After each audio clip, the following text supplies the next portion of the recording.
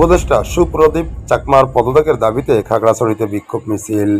মোহাম্মদ হাসান আল মামুনের পাঠানো তথ্য ও ভিডিও চিত্রে দেখুন বিস্তারিত।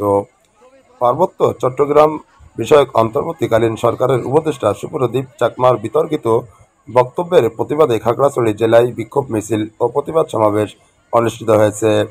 সুপ্রদীপ চাকমা পার্বত্য চট্টগ্রামে বসবাসকারী বাঙালিদের অপাহাড়ি হিসেবে অভিহিত করে স্থানীয় পাহাড়ি ও বাঙালি সম্প্রদায়ের মধ্যে বিভেদ সৃষ্টি করেছেন বলে অভিযোগ উঠেছে।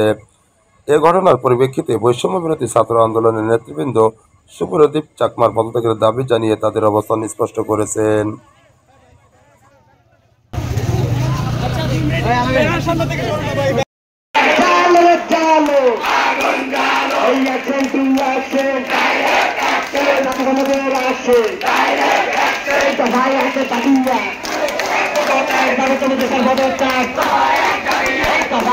দাবিয়ে